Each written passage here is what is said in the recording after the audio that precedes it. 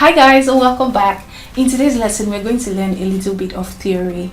Now, everything that we've learned so far will not really make sense in the real world, and talking to other people if you don't know music theory.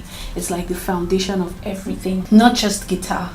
Okay, so we're going to just consider this like a series in the series. It will be about 3-4 lessons that will just cover up the basics of music theory so that you can see the broader sense of music. Okay, and then it will help you really go far. You know the names of what you're playing, you know why you're playing. We don't just pick any notes and play because it sounds nice or anything. There's a formula, and it's okay that you understand that. Consider music theory like English.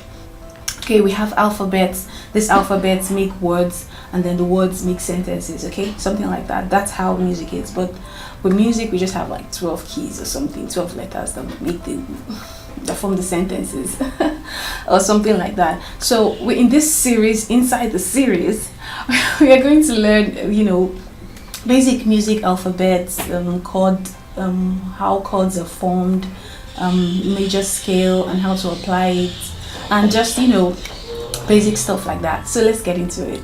Okay guys, so there are 7 natural notes in music. Okay, and that is A, B, C, D, E, F, G. After that, it goes right back again in the same circle and goes back and goes like a loop. Okay, so those are the natural notes. That's what they're called, natural notes, A to G. Okay, but as you can see, there are extra 5 notes, and these are called sharps or flats. Okay, a sharp, which looks like a kind of number sign here, is used to represent when something is higher. Okay, and a flat, which looks like a lowercase b, is used to represent something that is lower. Okay, so you can see the symbols here, and for example, A sharp here is slightly higher than A, and B flat is slightly lower than B. Okay, so that's just it. And so after A is A sharp or B flat. They're the same thing, these notes here. If you don't call it A sharp, you call it a B flat. Okay, and then B, C, after in between C and D is a C sharp or D flat, the same thing. D, in between D and E is a D sharp or E flat. E, F, in between F and G is an F sharp or G flat, and G, in between G and A is a G sharp or A flat. Okay, so if you don't you can call it either one. It's the same thing. Okay, that's why they're occupying the same space. As you can see, the only 2 notes that don't have sharps or flats in between them is B and C, and E and F. Okay, they don't have any sharps or flat. There's nothing like B sharp or C flat. There's nothing like that. So these 2 are like brothers. They're like twins. They're like neighbors actually. Okay, they're like direct neighbors, B and C, E and F, because they don't have any sharps or flats in between them. So guys, if I move from A to A sharp or B flat here, I have gone a half step. So a half step is the smallest distance between 2 notes. You can either call it a half step or a semitone. Let me just write down here. Half step or semitone.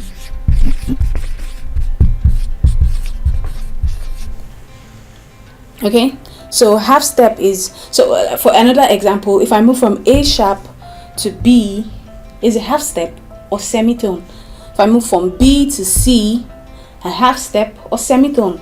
If I move from, say, F to F sharp, is a half step or a semitone. Okay, and that is different from a whole step or tone. All right, half step or semitone is the same thing. Whole step or tone is the same thing too. Okay, you can either call it a whole step or you can call it a tone. All right. I hope this is not like rocket science.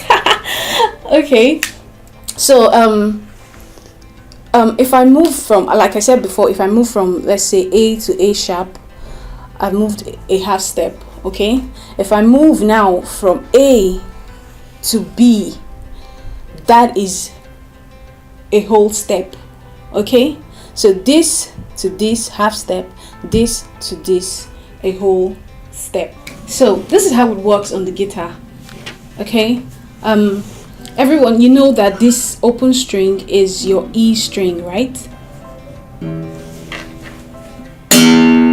The open string, the sixth string open string is your E string, right?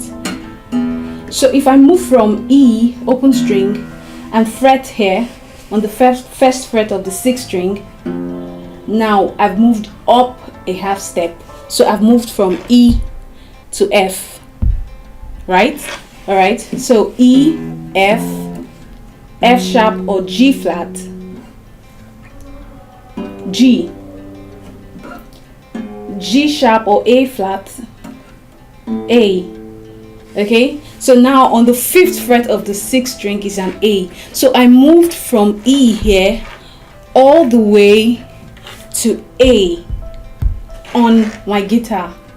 All right, so that's the way it works.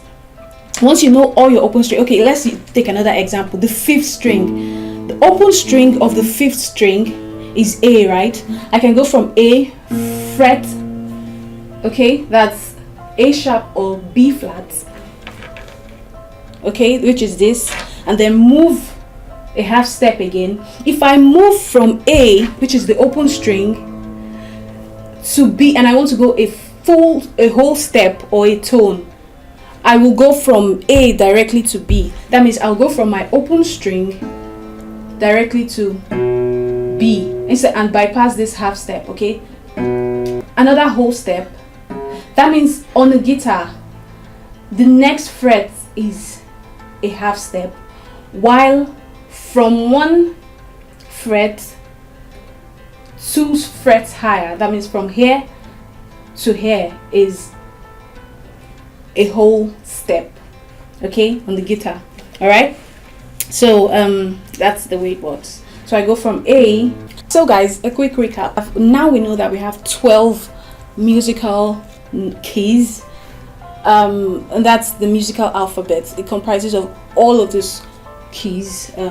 So almost every music that you've ever had will be on one of these keys. Okay, either they're playing on B or they're playing on C, they're playing on F or whatever. Okay, so now all of these notes like this, lined out like this, can also be called the chromatic scale. This is how to spell chromatic scale. Okay. And then we also learned that every fret down the guitar is a half step. Okay, so going from A to A sharp is a half step, going from A to B is a whole step or a tone, or half step is also called a semitone, whole step is also called a tone, whatever you want. Okay, so we have our sharps and flats, there are 5, and then we have natural notes, which are 7. So guys, that's the musical alphabets in a nutshell and how it relates to the guitar. Okay, so I will see you next time. Bye.